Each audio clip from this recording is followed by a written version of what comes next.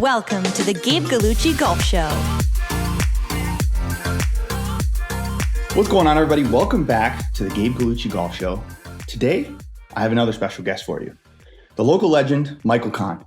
Michael Caan's got 61,000 followers on Instagram here in BC, is a pro, and on a similar journey to me. And I was thinking, really wanted to have this chat selfishly to get some insight. And, he's a little further down the line of kind of where I'm looking to go. And so getting perspectives from people who are kind of on the same path as you is always great. But I'm sure he's got some great golf stories and just love to hear the ups and downs of kind of where he's at and where he's going. So without further ado, welcome Michael Caan to the podcast.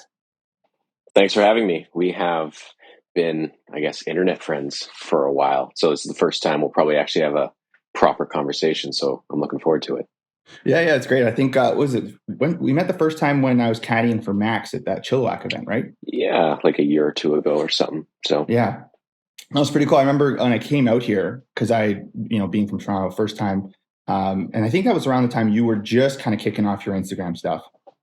And I remember just kind of like, you've been so consistent with your social media side. Because I think not only are you consistent with your golf practice and everything, it seems, but also I think people don't understand the mechanics sometimes of how consistent you also have to be with the content in order for that to grow and become as large of a following as you have. So I think I remember seeing, kind of you in your early days on my Explore feed, and it's been cool to kind of see your progression since then.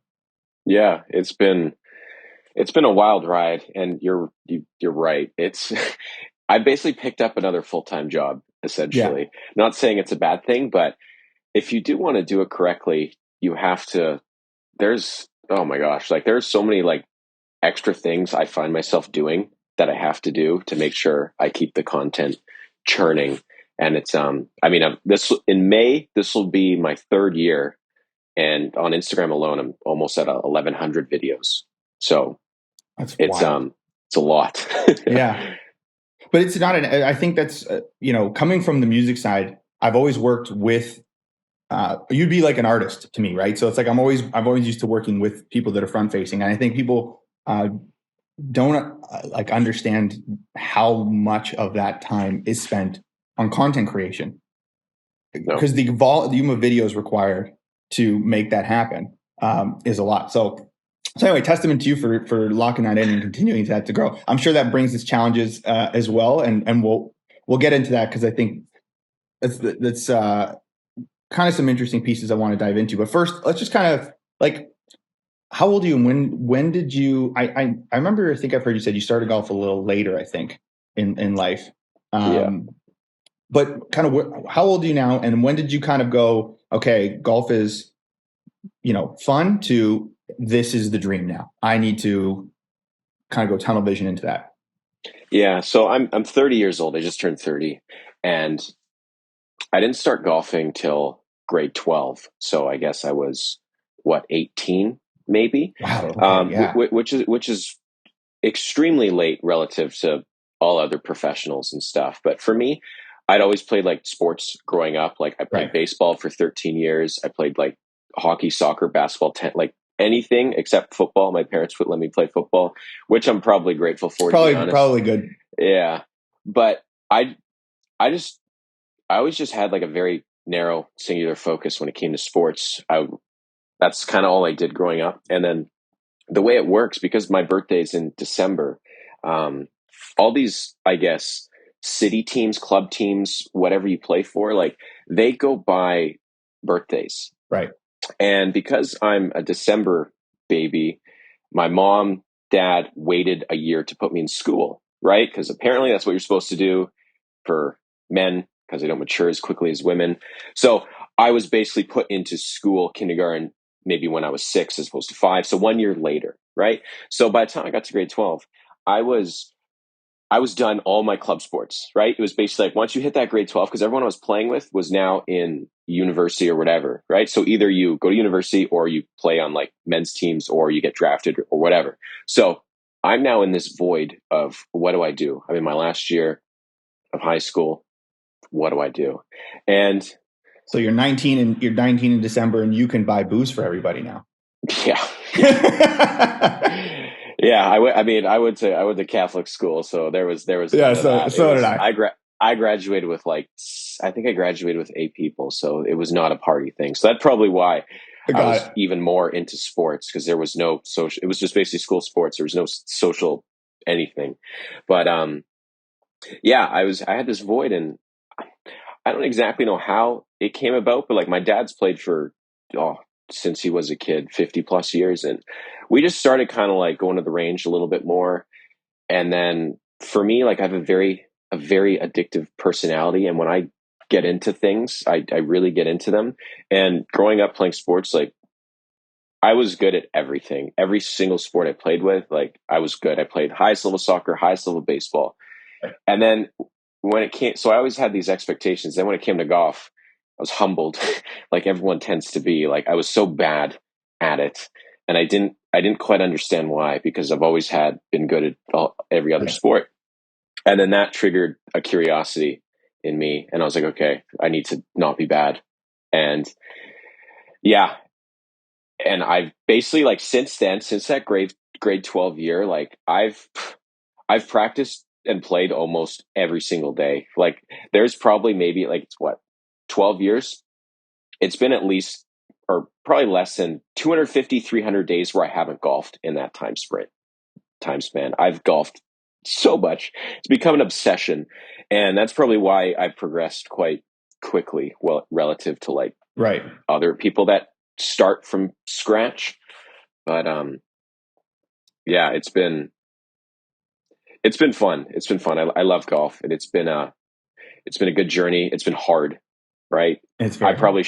I probably shouldn't have turned pro when I did, but we're all delusional, Well, right? so you start and last year in high school, you're going, at what point do you go, I like this is now I'm gonna pursue it. Like I'm gonna turn pro, I'm gonna kind of upgrade the grind. So when I started grade 12, played there. I went to a community college, played on their golf team, and then the next year I transferred to Simon Fraser University, play on the golf team there, which is Which is NC the only Canadian they're NCAA yeah, team. so that's not a joke to be able to play on that team. Like, you know, in terms of the guys that play on, like a lot of those guys play in the VGTs and the local stuff here, and I've met those players. So to go from basically like not touching a club to there in what, 2 3 years? Two, yeah, 2 years. So That's Grant, wild. yeah, I mean, I was probably a little bit out of my depth playing with some people, but like when I played well, I could play well. But it was just, when you're starting off playing tournaments, it's not necessarily about your good stuff. It's more about the bad stuff All the bad creeps in. stuff. So Yeah. it's about managing that. So I was at SFU for a couple of years, played there, went to a bunch of tournaments and stuff. That was fun. And then I got like a job offer, and it was going to be a full time one. So I'm like, okay, I can't do school because I need to finish that. I can't do the job, and I can't play golf full time for SFU. So I'm like, okay, I have to do school, and I want this job. So let's turn pro. Let's just do that. We're not ready. We're just gonna go. So I did that, and I had no business. Like honestly, most people that are turning pro, no business if you actually are serious about it. And when I turned pro, no chance. I should not. I should have waited a little bit longer. But that's the delusional aspect to me. I feel like you kind of have to have that. I And think you do need some of that delusion though. It's like you need enough delusion to keep you in the game, but you need to keep yourself balanced enough to know that you're not good enough yet and you got to keep improving. Like that's a oh, happy balance to have. 100%. And I was very aware that I was not good, if that makes sense. Like, and I Yeah. always compare relatively speaking, right? I'm good compared to like 99% of people. But in terms of other pros, like, no, like I could see like, okay, their scoring averages, under par. Mine is still like, 2, 3 over par for the course of a year. So like, I felt like I was going to make it, but I also like knew like you got to work hard, and which is why I've continued to work as hard as I have. That's kind of Right. like something I really pride myself on is my work ethic. But I think once I turned pro in 2017, so that's what like 8 years, 7 years ago. My I know. goodness, I time's know. flying. It's I know. disgusting. I know. But yeah, it's hard to say. Like as soon as I started shooting, as soon as I like started winning tournaments, I was like, okay, if you can like win tournaments, like you're good as good. But again, getting into the bad was still bad, right? Right. And it's just been a slow progression of like my birdie, like my birdies per round essentially hasn't changed in like years. The way I've improved is my bogeys per round, my doubles per round, my bad has gotten so much better. We've raised, I guess, the floor, not Right. necessarily the ceiling, if that makes sense. So, um, as soon as I started shooting like mid 60s, I haven't shot like low 60s in tournaments. So I was like, okay, you can do it. If you can do it, you can play really good golf anywhere. Like you can do it. So that's kind of the mindset there. Wow. And so you turn pro, you're kind of rocking and rolling, and then uh, you know, pre social media, you're paying your bills through your teaching lessons, and Yeah. like because I think one of one of the tough things about pro golf and pursuing this dream is obviously financing it, Mm-hmm. right? And you're actually quite honest about your kind of annual expenditures of how Oh yeah. you're of that's a cool piece of your content is you talk about your expenditures for the year when you go to Q school or things like that. So pre social media, because I think that probably changed your ability to kind of maybe do golf in this manner. What was your schedule like? Like how are you operating? I mean, even up until last year before I signed like my first big social media contract, I like I was teaching 25 to probably 30 hours a week, probably close to 25. And I was working in a pro shop 32 hours a week, 4 days. So working like 55-ish hours per week, and doing social media and playing and practicing full time. So and that was up until last year. So it's like, it's hard. It's really hard to compete when you're working that much. Cause that's another like 50, 60 hours you could literally put into golf and practice and playing. So I've always been at such a big disadvantage, but I've never had like a lot of money or anything like that. And I've had to always pay for everything on my own. So I've had to like work a lot because again, golf is very expensive. Yeah. You go to one like PGA Tour Monday qualifier. Like people don't understand. It's like, okay, you have to travel, you have the airfare, or you have the hotels, the entry fee. Like minimum each week spent is like $1,500, and I do things really cheap. I stay at Motel Sixes. I stay like I live really below my means, and it's Right. like you do that a few times. Like it's very easy to spend 20 grand doing it really on the cheap Really. side, Yeah. and that's a lot, right?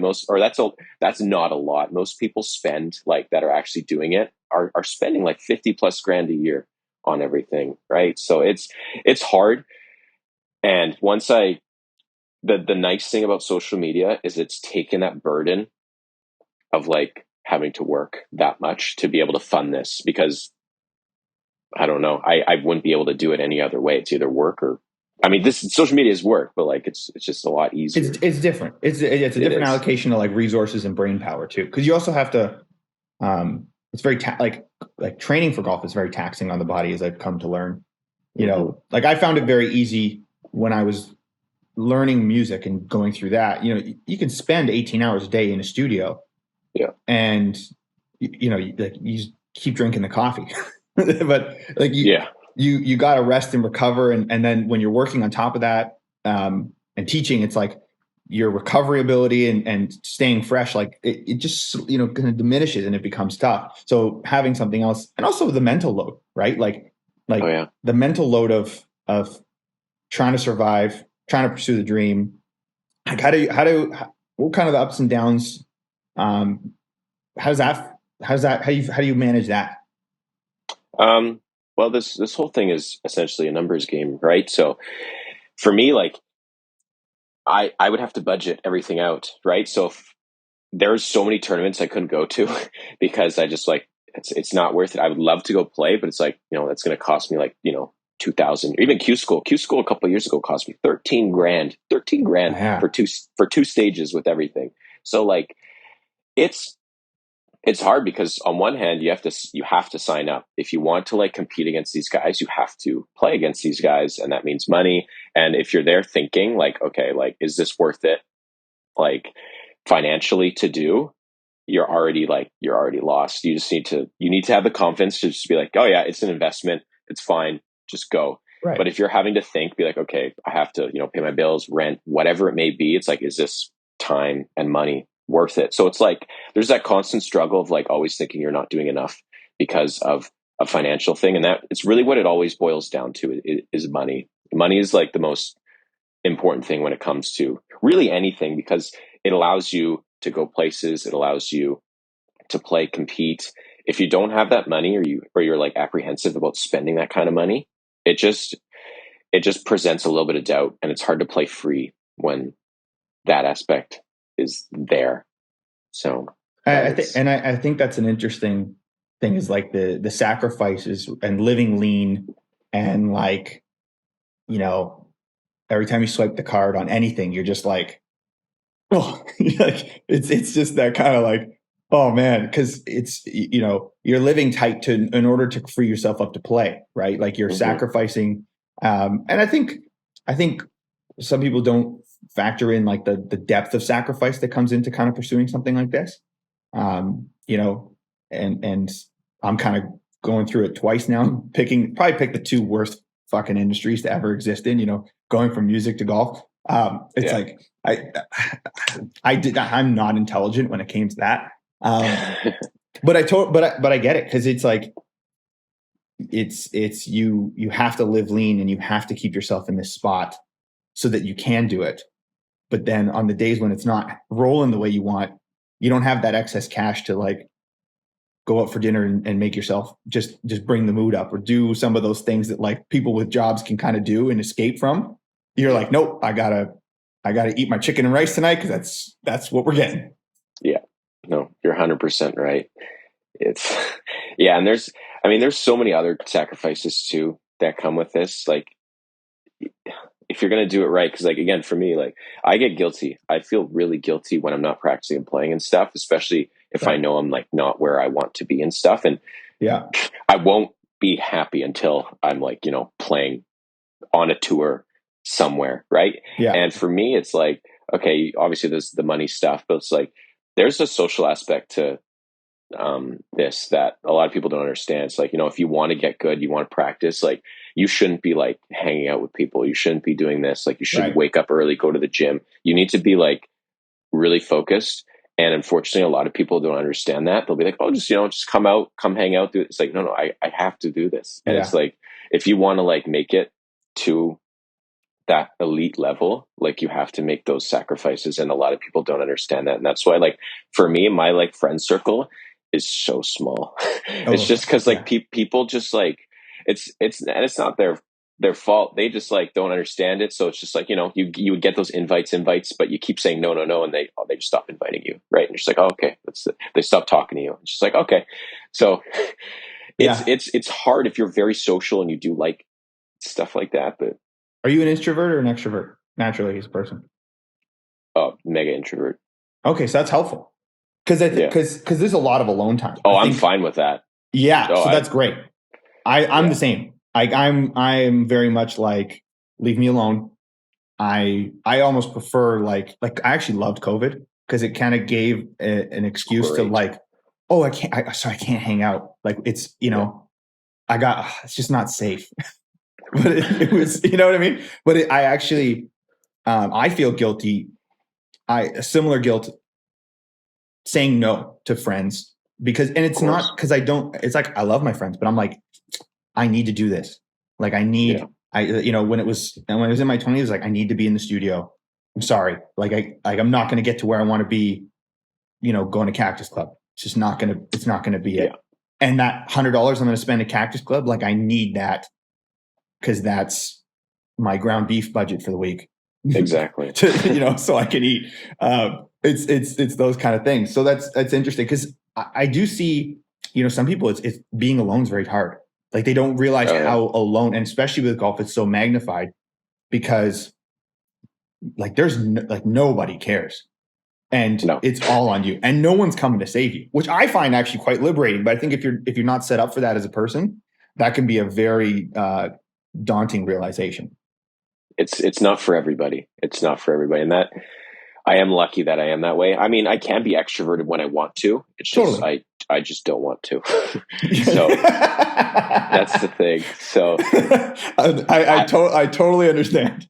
yeah, I like. I mean, there's so much stuff to do. Like I usually film alone because I do feel guilty, like bothering people. Yeah. So I try to play by myself, so I'm not obstructing anybody's like play or anything like that. I film alone. I practice alone for the most part. I edit alone. I do like so many things alone, and I'm very comfortable with that. And that's something a lot of people don't understand. It's like you are going to have this alone time. So if you are extroverted, if you do need that constant, like whatever it may be, like it's going to be extra hard on them. Yeah. So just I am very lucky that I'm okay. Like I can do anything alone, and that some people will think that's really weird, but I don't know. I don't know if it's like a good thing or not, but like I'm just totally fine with it, and I feel like I'm more productive because unless I have like playing a match against someone, like I don't want to practice with people. I just want to practice myself because I have certain things I need to get done, and people just will naturally talk, socialize, whatever it may be, and it's not a bad thing. But it's just like no, I got to do this myself, and Yeah. yeah, go away. Yeah. No, dude, I am 100% with you. Like, that's how I live.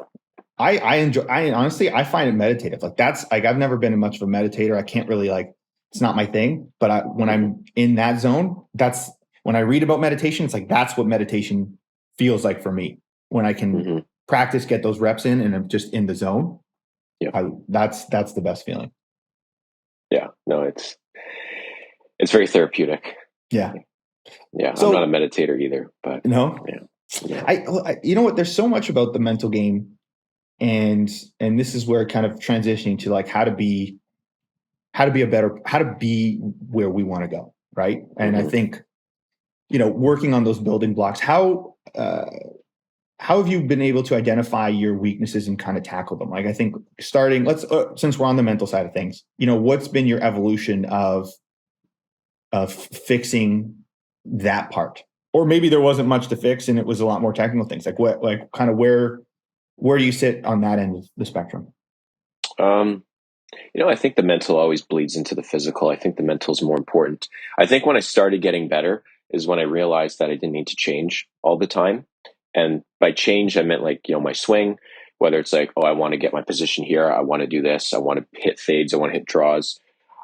Once I realized and like, okay, let's stick to like 2 or 3 drills and just like master those and do those religiously. Cause the swing is going to be what it is, right? Like we've been playing for this long, like it's not going to change drastically. And I found like, I always had these like big misses because I would always change stuff. I'd always have this like, need to try to do better. And once I realized it's like, no, just master these couple things. Don't make changes. Just kind of like perfect and add on. Your swing is your swing. I started to like make less mistakes, which was good. Okay. And I also I keep stats religiously. I post that's another thing I post on my social media is my stats. Some people probably find them boring, but I know a bunch of people do find them helpful. I want your fucking approach stats. That would save dude, if I had your approach stats, my life would be so much easier. Yeah, it's just, and seeing those stats like in real time, you can just allocate time to like practice. Like for me, like, okay, like you can go at the end of the year and be like, all right, I think I'm a horrific putter. I think that. And then I look at the stats at the end of the year and I compare everything to PJ Tour stuff because that's kind of my benchmark. That's the benchmark, yeah. And I'll look and I'll be like, I don't think I make anything. And I look and like, okay, I make the same amount of 6-footers to like 15, 20 footers, or even like 30 footers as like almost every PJ Tour player. Like when you break it down in the stats, you're like, oh, okay, I'm actually not that bad of a putter. But the problem that happens is like, where it's like 3 putts or just like, maybe like a couple missed, like short ones or whatever. Those are the few ones that stick out. So again, this whole shift is like mistake management. That's kind of been my whole philosophy and stuff. Because the good is good, but it's the bad that needs to be better. So if we can kind of look to see in the stats where we're missing, where we're like messing up on like makeable things, like whether it's three putting, pace, whatever it may be, like if you can kind of pinpoint what it is and kind of go from there and have a plan to attack it and improve on it, you will get better. And that's kind of what's really, I guess, helped my mental game is like having a plan for the physical, if that makes any sense. No, totally. And I'd be interested to get your commentary on this. Is like, I actually think the mental game gets slightly too much credit, because I feel like a lot of the mental things are actually like technical and physical things you're just not doing right or don't understand. And as you get better and fix those parts of your understanding, like simplifying your approach, knowing your game, knowing what you can and can't do, I feel like that cleans up a lot of the mental game versus just kind of almost having a different version, a different view of what you're capable of versus your reality. And I found that to be interesting, because the better I seem to get, the less of an Italian mental head case I seem to be, which is nice. Yeah. No, I mean, if you can understand and learn more about the physical, it will alleviate the mental stuff. Like I even thought I had like the putting yips, and I'm just like, it's a mental block. I'm just like thinking too much, doing all this. And then it's just like, no, it's actually a physical thing that's causing this mental. And then once it fixed the physical, that was like, I have not yipped a putt since, because it was a purely physical thing. And if you can like have that understanding of the physical game, it will bleed into the mental game. You'll have more confidence. You'll have like whatever it may be. And that's pretty much what golf is. And it's funny too, the more I've taught lessons and learned physical mechanics, what works, what doesn't work, I've improved so much. And like I'm teaching like beginners, like high handicaps. Like I'm not teaching good players or anything like that, but I'm just like noticing little things that improve their physical stuff, and I've taken it to my game. Just try to really simplify things, and it's like given so much more mental clarity that you can just go play. Well, and I've heard that too. Apparently, like they say, if you can, the way to really know something is to actually to teach it. Like if you can know it, if you're able to teach it to somebody, it's like almost ingrains that more into your being. Of course. Yeah. Jumping to the putting though. So I saw you recently switch to a lab putter. So when you talk about the physical change in your putting, did you have an issue with your stroke, or what was the kind of alchemy that has kind of led you down this pathway? Because you were playing, you had like a Scotty Cameron Phantom putter before. Yeah. Now you moved to the lab. I've tested the labs myself, but I'm curious to see what it's done for you and kind of where you're at with it. So we're at the early stages of testing. I mean, I can make anything and everything on the practice green, and when I play, like the real thing is in tournaments. So I haven't really been able to play. I've only played one tournament with it. The greens were horrific, so I'm not going to put any stock into that. I just came from Arizona, so it was probably harder for me because I'm putting on like perfect, like manicured, like conditions are amazing to coming here where the greens are significantly slower everywhere. So thing is, like my issue has always been pace. Like I feel like I'm very good on like putts inside of like 8 feet. Like I don't miss many of those. Like my statistics show I'm fine. Yeah, there will be like random and the thing is too, it's not every hole. It'll just be like I'll randomly hit like a 25-footer like 7 feet short, or like 6 feet by. Yeah. And what the problem was is my stroke. You always think people you need a nice smooth rhythmical stroke, and I just kept getting like, all right, I need to fix my stroke. So it just kept getting slower and more rhythmic. And then what happens though is our bodies and brains are very smart. It knows, again, being an athlete, it can see the cup where it is. It knows what it takes to get it there. So my problem was my tempo became actually incredibly slow. And basically I was taking the putter back so slowly and coming through so slowly at the same tempo that I needed to, in order to get it there, my body would just like react and just hit it. Right. And that's that rapid acceleration. It's horrible because the best putters in the world are actually slightly decelerating when they hit it. So if you're rapidly accelerating, it's gonna be very hard to get that speed. And again, it wouldn't happen all the time. It would happen randomly. But if you're talking a tournament, if you're playing a 4-round tournament, you do that 2 times, it's 8 shots. That's the difference between missing the cut and winning, right? So it's not that bad, but in the grand scheme of things, it really is. So what I just basically did, I'm very stubborn. I don't get lessons. Up until last year, I'd only maybe had 1 lesson. It was with Ryan Hawley, and he's the best. And you probably know all about him. Oh, yeah, I rep him hard. Yeah, he's the best. So I've always been pretty stubborn and just wanted to fix everything myself. So what I basically, Matt Paulsenberg reached out. He's like, I know what to do with your putting. And I'm like, no, it's a mental block. Get out of here. And then he was like, no, come. And I came there. And then, he just showed me like my stroke tempo. And it was just like, and again, I love when people compare like, tour average stuff to me. It's like, this is what tour average is. And it's like, oh, I'm not even close. Okay. That's a glaring issue. And then, so now my tempo is just like, I practice with a metronome religiously now. Yep. And it's just to make sure like it's like shorter, but like it's going to be less of a hit. It just kind of like back. Yeah. And that's pretty much it. And just kind of like leaving it, if that makes sense. And then was the lab experiment to help with the arc, or was that just something that you're just like, was there a reason for your, like, did your arc change as well as a result, or? Not really. I really like blade putters, but I'm just frankly not good enough to use a blade putter. And so I've always used a mallet, and I picked up someone's when I was in California. I used theirs and it felt amazing. It felt really good.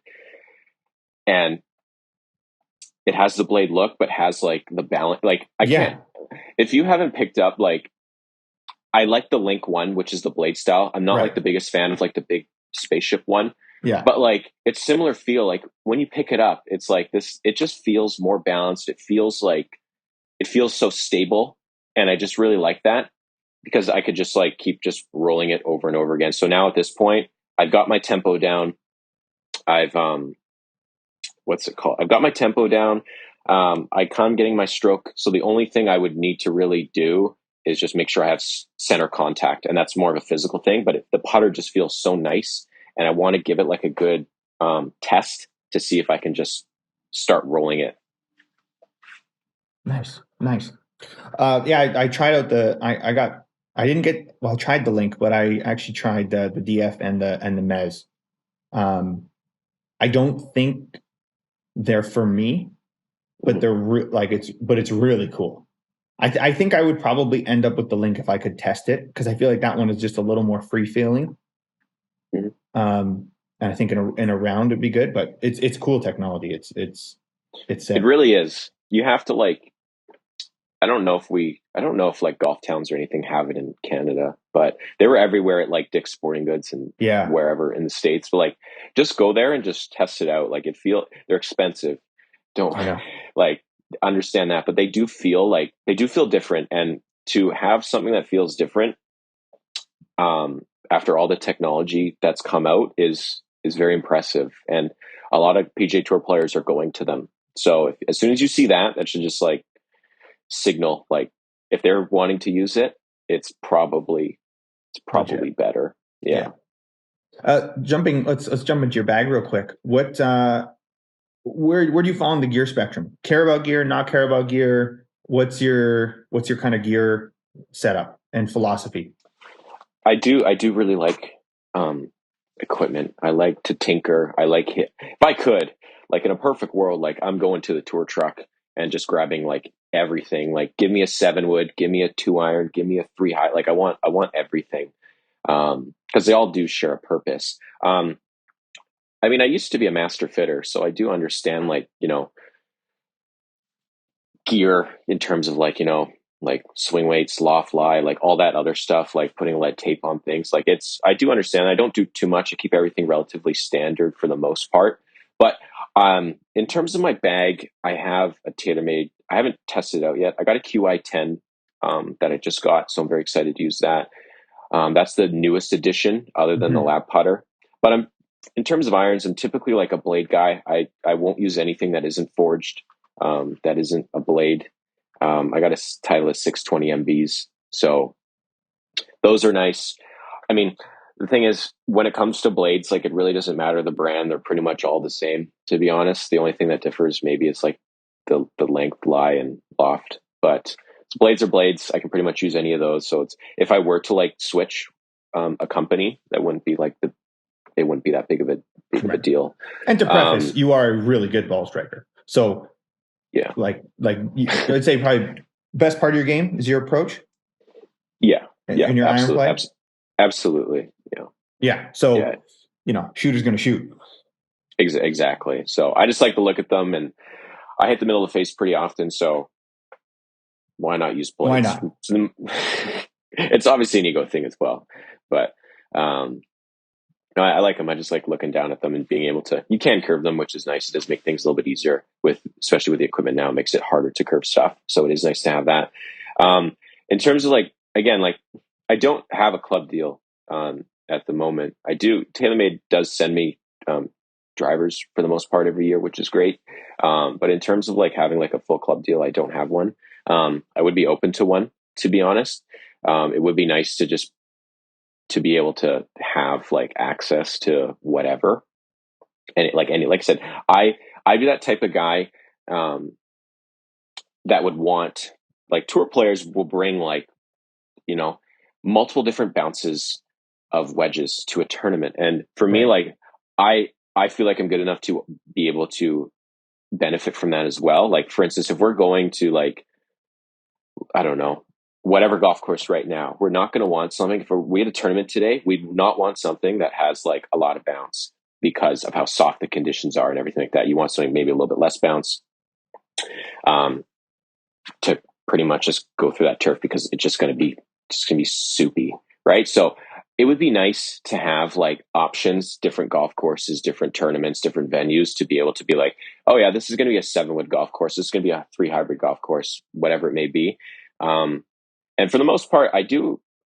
I haven't had to buy clubs in a while. I do take good care of my stuff. But for instance, if I did want new wedges, which I do desperately need, I'd probably have to actually buy them.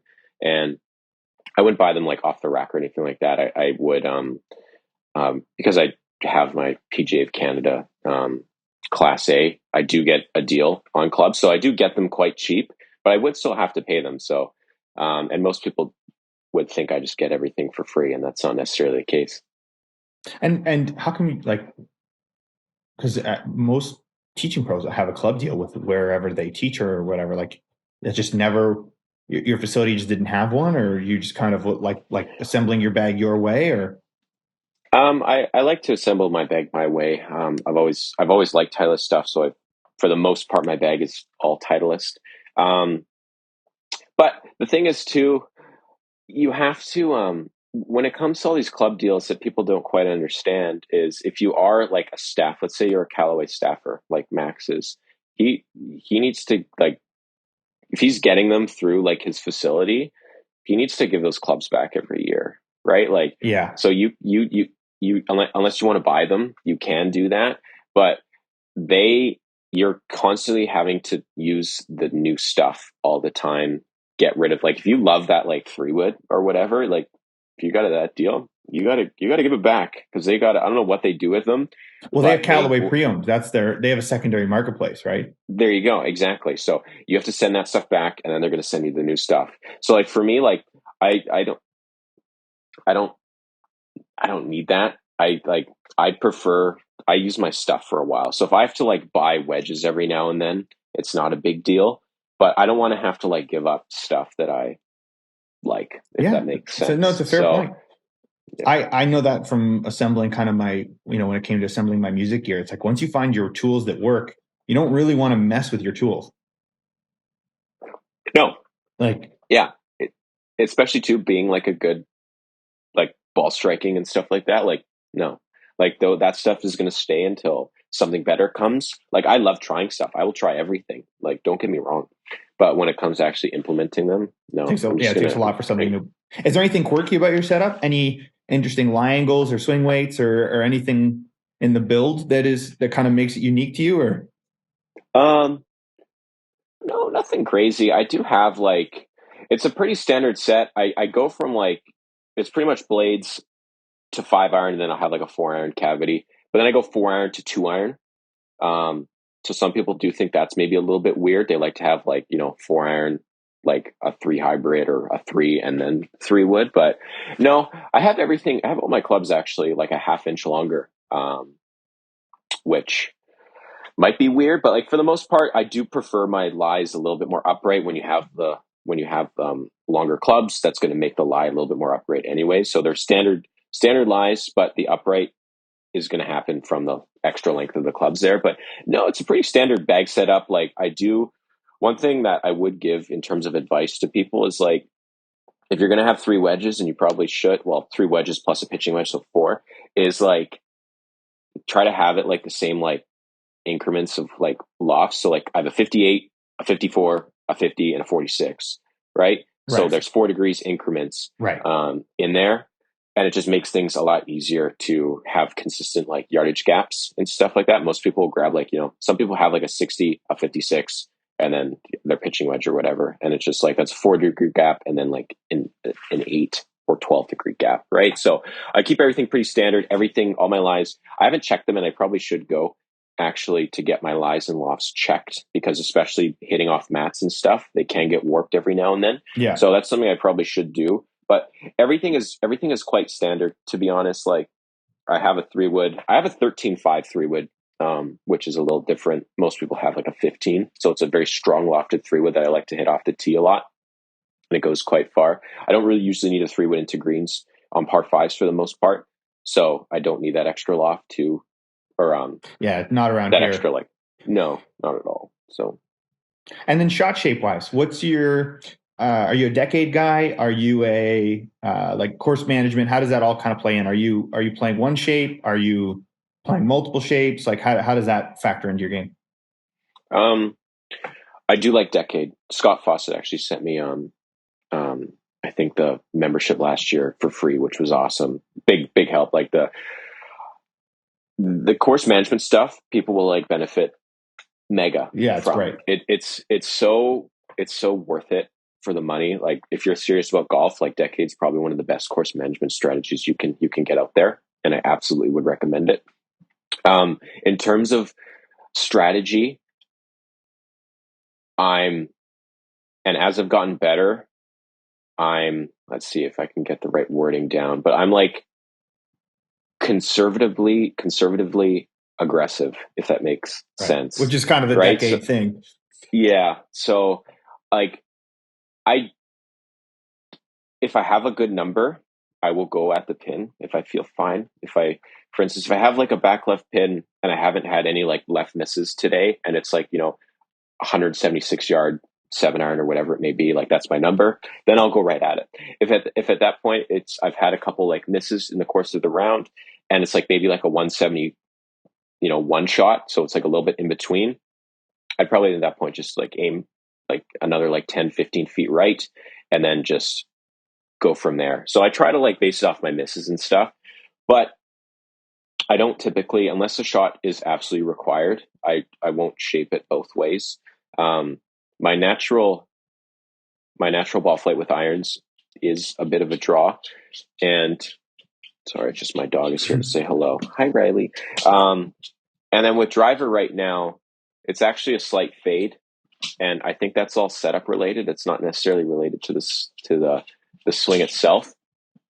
Like with my irons, I typically have it a little bit more not back in the stance, but like I do hit down on them quite a bit. So it's like middle. And when you hit down you gotta be quiet. I'm doing a podcast. Okay.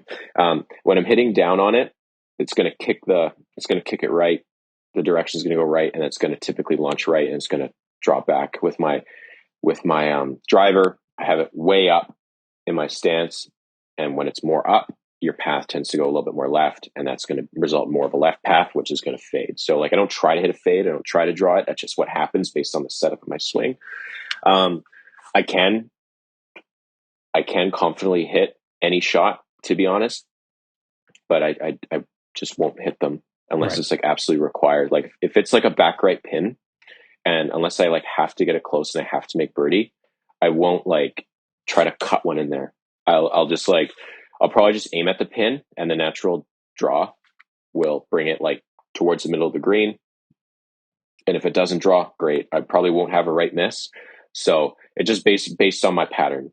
Some days my pattern is different that day. Some days is really good. Some days I'll have like a bit more of a left miss or whatever it may be. So I do based on how I like hit the ball like during the warm up and stuff. But yeah, I'm not there carving shots just because it's the quote unquote correct shot to hit. Right. Interesting. That's really cool. Yeah. And I'm always curious, especially with kind of the caliber of approach stats, and because you can hit those shots. It's more of what the kind of the mindset is going into it. And when it comes to your kind of wedge game and stuff like that, I know you've been seeing Max. What are you guys working on in terms of that area of your game? So with wedges, with anything, but in particular with wedges, it's obviously about precision. And I'm just getting too no, sorry, my cat's here now too. Oh, you have a full animal house. It's a zoo here. But in terms of wedges, like we're trying to not be okay. You need to go. Sorry. No, don't worry about it. I love you, but she wants to drink my water, which is right here. So that's why she keeps coming up. But anyways, with wedges, it's like you need more. The most efficient way to get somewhere is like the least distance traveled, right? And Max has kind of opened my eyes to like just hit low shots with wedges. And the funny thing is, like with my irons, like I will flight shots like crazy. I will hit shots super low and just like have no problem with that. But when it came to wedges, I just like moon balls, hit them high for some reason. And we've just been working on hitting like lower shots and trying to like have that total like distance ball traveled to be less in an effort to be more efficient. And again, I haven't played enough tournaments to be able to give you like an answer to say it's like correct or not correct, but like if it's like worked for me, I need to like play a lot to be able to do it. But it's definitely in theory the best practice for sure. It's just like when you're hitting shots really hard, you're just going to spin them. They're going to launch higher. And if you get steep on them too, you have a chance of delofting that. And that 50 degree becomes a 47 degree. And then all of a sudden it goes like an extra like 4 or 5 yards. Right? In my case, it becomes a fucking 2-iron and we just line drive. Exactly. Right. So you can't be doing that if you want to shoot good scores. No, you can't, Michael. You just can't. You need to like put your ego away. And it's funny because like with irons and every other like approach, like I have no problem. Like if someone's hitting like an 8-iron, I have no problem like chipping a 6 or flighting a 6 or trying to like launch it really in the air to get it hit by the wind and come down. Like I have no problem like doing those. But when it comes to wedges, it's like, okay, I think I can. I'm statistically probably better with a 58 than I am a 54. So what I'm going to do here with my 58 is I'm going to swing hard because my 58 carries 102, but I have a 105 shot. So I'm going to swing hard because I hit it close with my 58. And then all of a sudden it lands 105. But because of all that extra spin, it sips back. And it just, whether it goes off the green or whatever it may be, there's just adding risk to trying to like hit those shots harder. Those are like for accuracy, for like precision. Like I'm hitting a lot more like low, like chippy, like 50 degree shots from when I'd normally hit maybe like a full 58 or whatever, just because you just want to make things as easy as possible and less mistakes. And if you it always comes back to that steepness, right? If you try to swing hard, it's very easy to get steep and you just de-loft the hell out of it and it just goes. So it's just putting the ego away is more of the challenge. It's not the physical, because I can do the physical. It's just when the situation comes, when I'm like comfortable with a shot and I'm like, I've hit this shot so many times, like, let me just hit a hard 58. It's like, no, just trust what you're doing and try to just like, kind of finesse a short one in there. So it's an ego thing, I'd say for sure, is more of the battle. Nice. I wish mine was only ego related. It'd make my life a lot easier with the wedges right now. Yeah, man, the soft conditions out here, drive hard. me. It's the death of me right now. The soft grass. Yeah, it's just taking like the biggest pelts in the world, and it's impossible. Because I'm finally at a place where my iron game is actually decent for the first time. Like I actually have a decent approach game. But now, as a result, because of some of my matchups, it does not translate to my wedges at all. Yeah. And so, especially in these soft conditions, when it's firmer, you can kind of get away with a little bit of that steepness, which coming from Ontario is what I'm used to. And so I kind of also would just naturally be a little steeper with the wedges because you can just kind of squeeze them out there. But here, because it's so soft, that's just not going to work. So it's been such a grind. It's a compounding effect too, right? Because if the conditions are wet, it's like, okay, if I hit this like that fat, it's now way short. So then you just get more and more steep, and then who knows what happened. I've taken some like embarrassing pellets coming back since Arizona. It's been brutal. But I guess how's your golf game been? Actually, we've been talking about me this whole time. How's your game been? Because you've been working hard and stuff. I follow your stories every now and then. The thing I like the most is to see how many balls Joe gets. That's my Joe's earnings. Yeah, I like that. Yeah, Joe. It's good. You know what? I think it's come a long way. Like it's been a lot of. I tried to see if I could make a parallel between my music learning and my golf learning, right? Because it's a similar kind of journey. I think I misjudged a couple elements, specifically with some of the physical things of getting the body to move differently, right? And after seeing Ryan and working with Max, I'm now on kind of the back end of finding out what my swing mechanics are and who I am and kind of my identity, which has been really good because I'd say this is the most consistent period of time where I'm feel like it's my swing and I'm scoring with my swing, and it's not like I'm searching to find what my matchup is that I can then just do in perpetuity. Yeah. So that's been a lot of fun to kind of get to that place. But then it's just a lot of refining. Like I still make a lot of I still do a lot of not pro things, right? It's learning that acumen, seeing how you guys assess lies, taking in more variables, raising my floor, right? I'd say like my good days are great. But I would say my floor, I still have some sketchy spots. My short game and a lot of my finesse things, is not where it needs to be. But that's where I'm spending a lot of my time now, like kind of really trying to hone that in, because that's where I'm losing shots. But it's been great, and I try and take as many learning opportunities as I can, like watching better players play. And I do have to do a better job of probably playing with more people, because I do like practicing and doing so much on my own that, aside from really playing with Max, like I don't really observe as many probably other better golfers in person, but I also kind of, I don't know, I glean lessons. Like I only need to see it in front of me so many times before I can take it to my own practice, like that's why I caddied for Max in that event. And I got lucky, like you were in that group. So I got to watch, 4 great golfers that day kind of stripe it around. And it was like, okay, cool. Like this is the gap I need to fill, and that was kind of very eye-opening for me, because that was about a year and a half ago. Right. So, so seeing that, it was like, got it. Like I'm not there. So I need to kind of reverse engineer for me where my faults, and a lot of it was physical. I had a lot of like issues with my body from all the years of sitting in a studio, like hip mobility, all these things. So that's been really eye-opening. It's just kind of getting the body right. Definitely had some mental side stuff that was an issue, just because, being a musician, right? Like my job was to be emotional, right? Like if you and I were to get into a room and write a song, my job is to go like, okay, Mike, like let's get deep.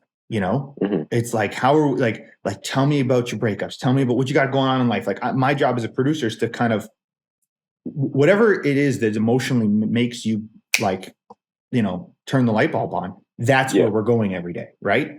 That is horrific for golf. Yeah, it's terrible. It is detached. Horrific. Oh my gosh. So I'm used to being so emotional every day, going like my job was to be emotional. And that also became very taxing, and was part of the reason why I kind of I've transitioned a little bit out of music is for that healthy distance. But that was a really tough thing for me because I would wrap myself up in every shot. Every shot was a reflection of who I am. And it's hard. Oh man, that's a disaster. Yeah, that's a disaster. And then, the other piece and I've also kind of scaled back. I was trying to push the social media a lot more when I started. But I scaled it back a bit because I wanted to kind of fail a little more in silence and on my own, because I knew I wasn't where I needed to be, but I didn't need other people telling me. Yeah. And it'd be interesting. It wears on you. Trust me. And I'd be interested to kind of get your commentary on this too. Is like, it's very commendable, the transparency that you have, because what we're trying to pull off is, like, quite frankly, like semi impossible. It's an impossible dream, but who knows? Like, you know what I mean? Like, it's like, I don't know, you work hard enough, you can make impossible happen. Like, I don't believe anything is out of reach if you're willing to just kind of do the work. And exactly. And so I just didn't want to have to always give context to people as to why I was doing what I was doing to get to where I needed to go, and taking the steps backwards to be where I am now, and some of those things. So that's been good. But how have you dealt with? Because you've obviously gone full force with the social media, and I would say in an ideal world, and I'm sure, putting myself in your shoes, but I can't guess. In an ideal world, you would probably feel like you should be further ahead in your journey than you are. That's in terms of what, social media, or in terms of golf. I'm sure if you maybe, and I don't know if that's true. I know from my own projections of myself, I'm always trying to accelerate timelines faster than they want to be, right? And so then is showcasing that journey and having to kind of go through that mud publicly, how does that kind of tie into, because sometimes it's nice to go to a tournament and fuck up and then not have to do a post-round video explaining to people why that wasn't a good day. Yeah, trust me, there's days I don't want to do it, but it's kind of what I've trying to like get across is golf is really hard. Golf is difficult. And I've played with a lot of social media people. I know a lot of like things, and everybody posts only the good. Yeah. Everybody posts only the birdies, only the pars. Oh, I messed up. Can I re-hit that? Everybody does that. Look, every single social media person out there re-hits shots, reposts shots. Trust me, like, played them all. And there's a lot of fugazis out there. And that's fine, because if you're going to watch someone to be entertained by cool stuff or watch them hit birdies, that's fine.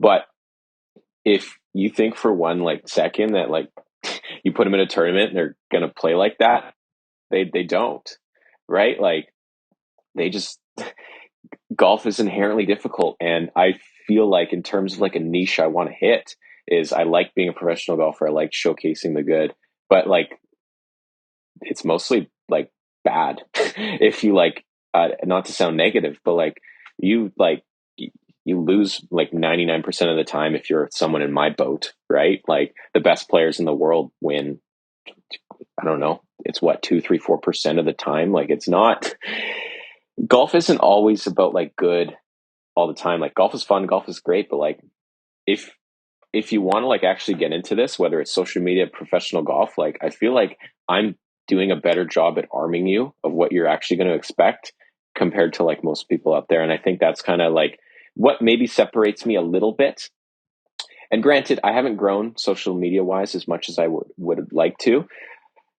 It's hard to like, just only post the good, only do like, just be like entertaining. Do like, I want a little bit more of a real aspect to my page, because I know a lot of people that follow me are college golfers, people like you that like have aspirations of like playing pro, going to the next level, and they should know like that you're going to experience like a lot, like for the most part, like unless you're unreal, like you're not going to qualify for a lot of tournaments. You're going to miss cuts.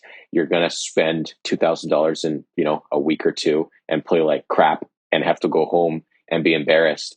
But like, for me, like, if I can just keep normalizing that and like having people understand the realities of it, my goal is so that they don't feel like embarrassed, right? Like for me, like at the beginning, like I would never want to like talk about bad. All I want to do is talk about good. And that's just like, human nature, but like, that's not the reality of the situation. Like, so when I play good, I post. When I play bad, I post. Like for the most part, like if I rip up a tripod to go film a hole, whatever happens, happens for the most part. Obviously, if it's like if it's catastrophic, it's almost better because then I'll post that. But if it's just like a boring like par or whatever, then it's like okay, I won't post it. But like if whatever happens, kind of happens, right? If I miss stuff, whatever, and like people should just know that like of the realities of golf because they're going to find out one way or the other.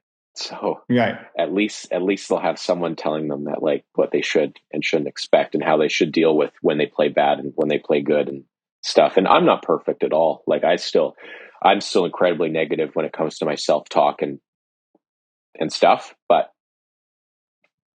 how do you deal with the hate?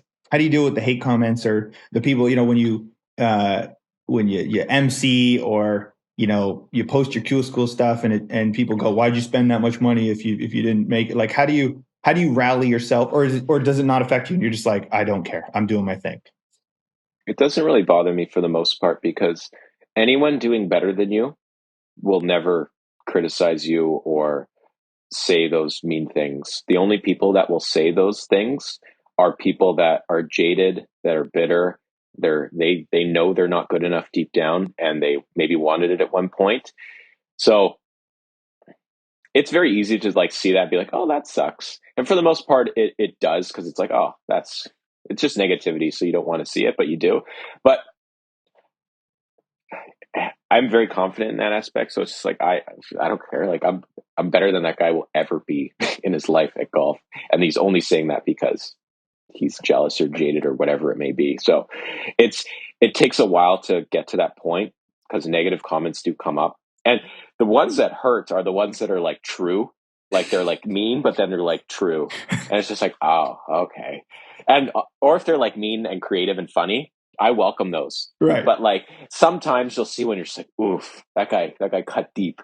And if they do, if that's correct, then you need to now do some self-reflection and kind of figure out why it's correct and kind of like go from there. So like you can always spin everything in a positive way, but mean comments are going to happen. They're just, people are pretty pathetic in that aspect. So it's just like, you just can't let one or two mean comments ruin hundreds. Cause for the most part, I get hundreds and thousands of really nice messages. Yeah. No one's ever been mean to me in person. So, people would never do that in real life. So it's just like, I really don't care. I just don't care. I'll just, yeah.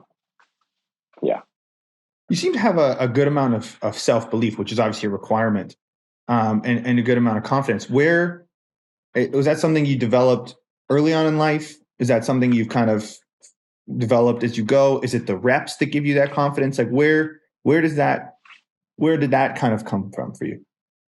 I'm an evidence-based person for the most part.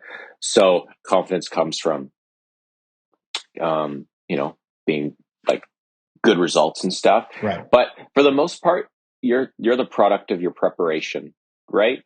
So if you've prepared correctly and you show up to a tournament knowing you've done everything to prepare properly, how could you not be confident, right? So whatever happens, happens. Like if you show up to a tournament and you're nervous, you're probably nervous or like not confident because you haven't prepared as good as you could have, right? And that's not necessarily your fault. It may be you have a vacation, you're sick, whatever it may be. But confidence, that's why practice and work so hard. Confidence comes from the range earning and it. the practice screen, right? Yeah, it's earned. So, and again, like the more you do it, it snowballs, right? If you're confident, you're going to play well, right? And you play well, you get more confident, right? And then you just have to like, just keep doing that. And you just have to not care about the result. Like I'm trying to be more process-based thinking and not thinking about the result, not attaching like self-worth to how I play. I'm just trying to like really just focus on the preparation. If I've prepared well, if I practice well, I will be confident. That's kind of like, I try to like have it very single-minded in that aspect. So and it's nice too, because then I could just be like, oh, just go practice harder, go figure it out. And then that's where the confidence comes from. So I hope that makes sense. Yeah, no, It's just kind of totally. what goes on in my head. No, totally. I can relate to that. I'm a big, like, I need to see it before I believe it for myself. I can't really, like, I don't think in golf you can fake it till you make it. I think you have to No. see it and feel it, and it's got to be real, and then you can take that kind of realness and bring it out there. Mhm. So that's interesting. So now fast forward to kind of now. What's what's your plan for 2024? Like, where, I know you've just to kind of, like, I guess when I first really came across your journey too, this is when you were doing kind of that road trip. Well, Yeah. I've been following you Across before, Canada. but you did that cross Canada when PJ Tour Canada was kind of doing, it was more open style events, right? So you could, Yeah, it was COVID essentially, yeah, right? So people, that's when all the borders and everything was shut down. So like it was basically like only a Canadian thing. So I was just like, yeah, I'll sign up to go play a Canadian Tour events. Are you kidding me? I'll yeah. do it. And it was fun. It was really fun. It was great. You basically dedicated your whole summer to just, like, you followed the whole tour across Canada. Like, what was learning, like what did you glean from that experience? That kind of anything you're that kind of has helped move you forward, or was it? What were the big insights? Um, I think like it really taught me like what pro golf actually is like, and I felt like very like that's all I did was just focus on, like, going to tournament to tournament, focusing on that, and just being like, and not everybody can take away 3 months of their life to just like Yeah, to go try. Like, I mean, I'm staying luckily I stayed at some people's houses, but like for the most part, like, there's gas, there's hotels, there's tournament entry fees, like that's 3 months, and there's also eating like every day, obviously, that you yeah. have to do. So like that's not everybody can do that, and I felt like that was the first time that I was like all in, if that makes sense. And I Mm-hmm. didn't necessarily play well. I didn't play good at all because it was, anyways. But like that was the first time I'm like, this is what you have to do to like make it, and you don't necessarily have to drive around a country for 3 months to do it, but you need to go to each event. You need to like try to prepare good. You have to like do everything correct, and it was nice playing against like really good players as Right. well. But it's just like that was the first time I felt fully immersed in pro golf, if that makes any sense. And it makes me want to like do something like that again. It's obviously really hard to do, but if you want to compete against these guys, you have to like be all in. And that was kind of the biggest takeaway, because these guys are all in, and if you're not, it's just pointless. Right. So now fast forwarding to this season, you did Q. You did Q school last year?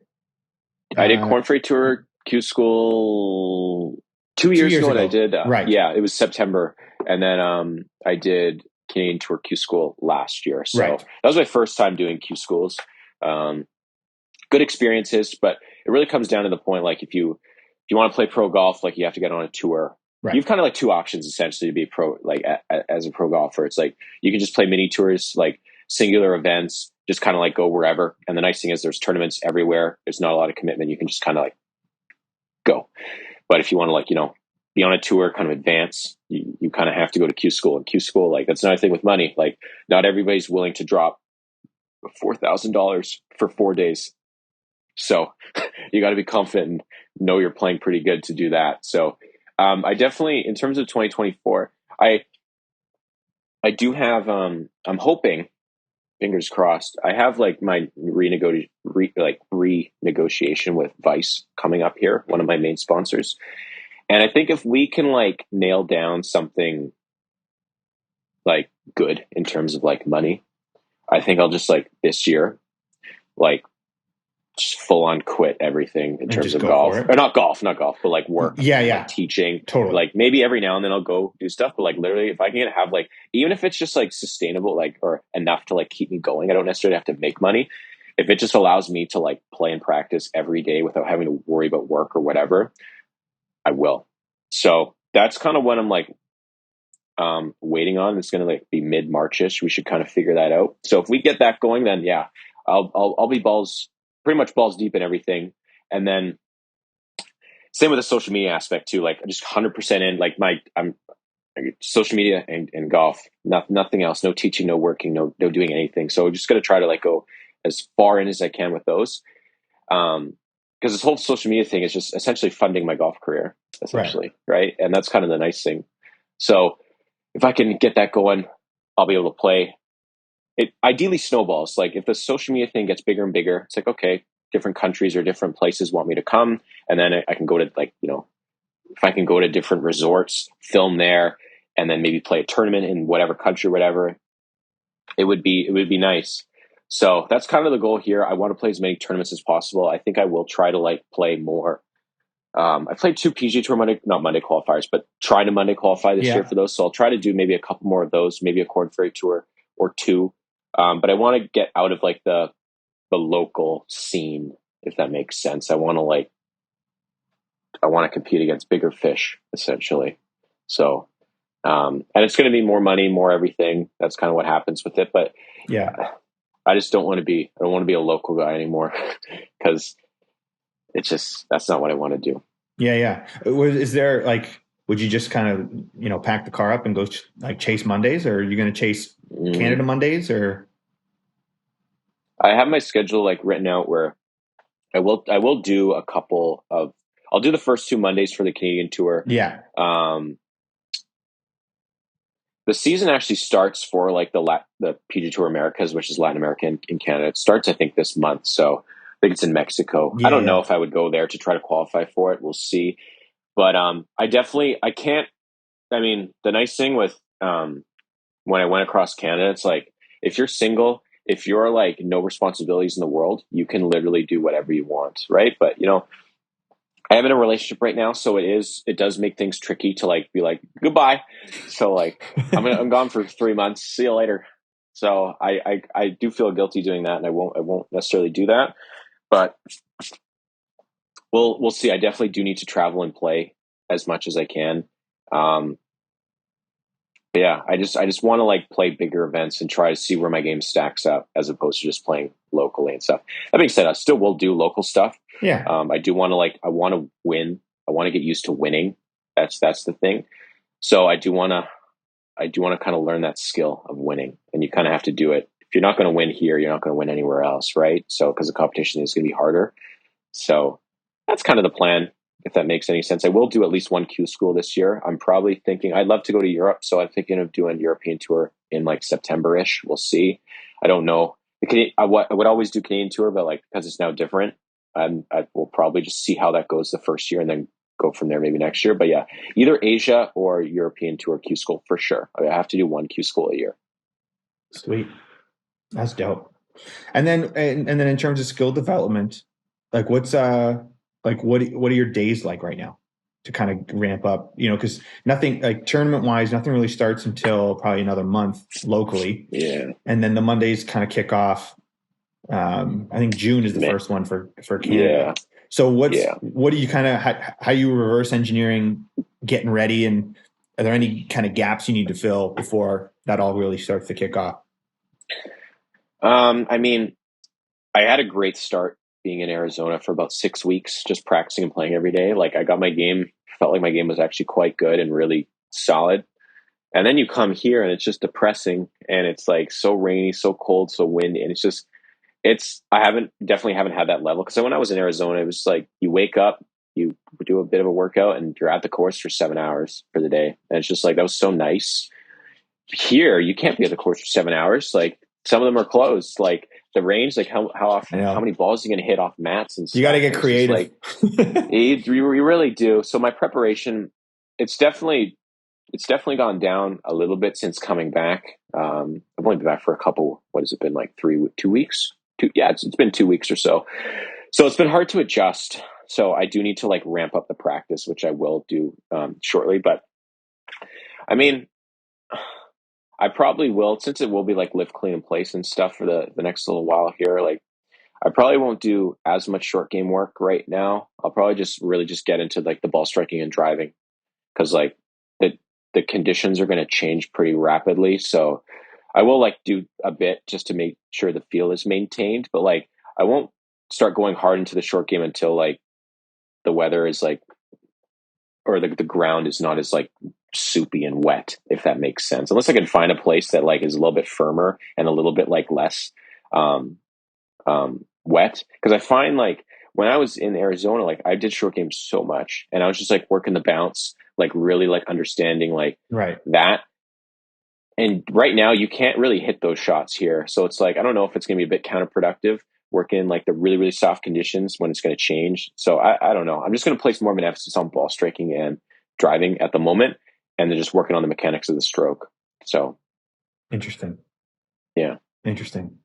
I'm spending a lot of time on short game right now, trying to get rid. It's not a bad thing. I'm not going to say never work on short game. It's just like, it's this soupiness is like, dude, oh man, I feel like it just changes like my patterns. And I was gonna say, is it like, does it kind of start to take away from your technique a little bit? And you're like, I don't need to make that adjustment. Like, that's not, because I'm never really gonna play reels golf in that kind of condition.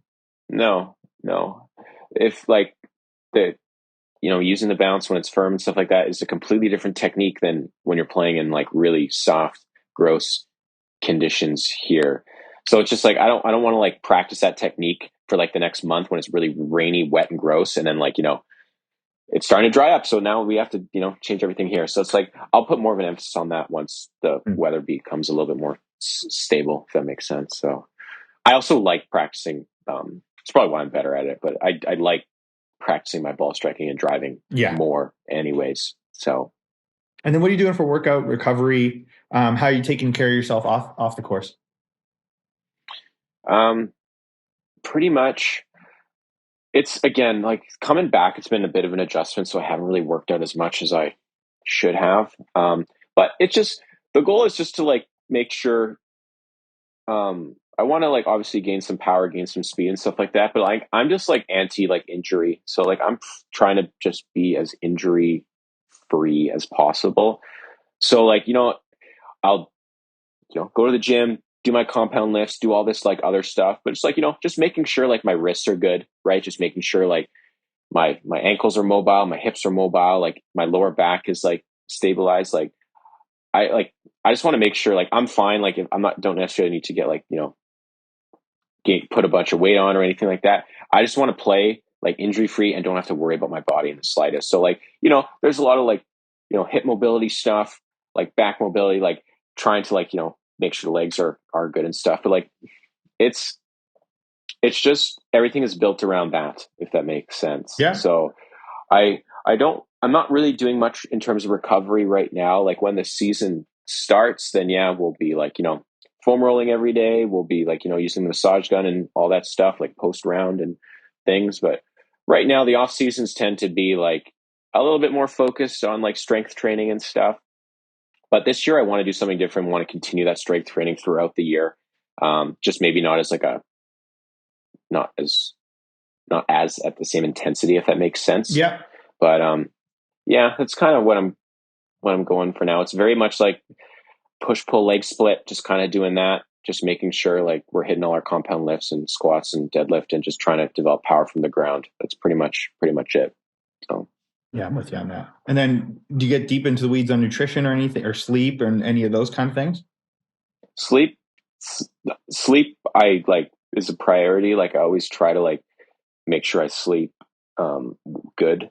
I mean, I do sleep well every night. Like I usually will get 8 hours every single night at the minimum. If I don't set an alarm, like today, I might sleep 9 or 10, right? So I think sleep is like the most underrated form of recovery out there. Like I feel like I prioritize my sleep like crazy. So I make sure that's always good. Nutrition is something I'm going to really focus on this year. Because typically, like, and I'm sure you know the feeling, it's like you wake up, it's like, oh, I didn't eat breakfast. I got to go to the golf tournament. All right, I'm going to go to Tim Hortons or McDonald's or whatever. It's just like, that's not going to happen anymore. It's going to be like, okay, we're going to have like food prepared the night before, like have the same stuff, whether it's like, some nuts, a sandwich per 9, whatever it may be. But it just needs to be like, okay, I'm eating like, my goal essentially is to have like good nutrition, but to not be hungry and starving at the end of the rounds or thirsty. Because if you do that, it affects performance. You may not know. And if you look at a lot of people, it's like they're good and they just fall off a cliff when they get to like 14, 15, 16, 17, 18, because they haven't eaten, they haven't had enough, hydration, whatever it may be. And they may think they're physically fine, but they're not. They're slightly dehydrated, slightly like whatever it may be. And that affects the physical. And then Yeah. And once you make a couple bad swings because of that, mental's now gone. Now you're thinking, now you're making like, so it's like, we're trying to like eliminate all that stuff and we're trying to control the controllables. So I hate eating. I hate it. Like, it's such a chore. Like, I could not, like, I forget to eat all the time because I'm like either busy or whatever. So like, there's so many rounds where I play and I haven't eaten the whole day. And I need to just be like, all right, this 9, we're drinking 3 bottles of water, we're having 1 sandwich, and we're having like a Cliff Bar, whatever. And it's just like, that's just going to be the same every time. Right. So I haven't gotten into the weeds about like best foods to eat stuff now. Right now, I'm going to start small and just make sure I'm eating first. And then we're going to delve into like the best practices first, because if I get too into like it right away, it'll just be difficult and I'll stop. Right. So I just need to start small and make sure I can do it. Yeah. Because if I do anything, if I eat anything, it'll be an improvement. So yeah, I just have to make sure I do that. Yeah, something I worked on a lot. I have like I basically have something I eat every 3 holes. Yeah, it's kind of exactly. Just continue. If you don't want it, you got to do it. Doesn't matter. Your goal is just even if it's like 2 bites of a protein bar, just to like and I have water with electrolytes, and it's just got to keep it moving, because I would have that same issue, and then I would. It's interesting too. You're definitely angrier if you miss a shot when you're hungry. Like I get hangry. Of course. Dude, everybody gets hangry. You know, so I would get hangry and I'd be like, oh, and then the raging Italian comes out and then all hell breaks loose. Exactly. That's brutal. Well, dude, thank you so much for your time today. This was awesome. This is selfishly, I wanted to kind of learn a bunch, and this was great for me. So thank you very much for your time. I really appreciate it. My pleasure. Thanks for having me come on. If you ever want to do this again, if you want to get more even into like, the social media stuff, I'd be happy to discuss that too. I'm actually doing a presentation to the PGA of BC about social media. So I'll have like a bunch of like stuff. Oh, that's cool. Ready to rip. So if you ever want to have another conversation about that, I'm happy to divulge, I guess. Yeah, 100%. Well, we got to play one time. We still haven't played. Oh yeah, you're right. We got to get out. Definitely, we'll get with. And the one time when we're both okay with not being alone, we can get together. Yeah. So maybe because I hate people and you hate people, it might be perfect.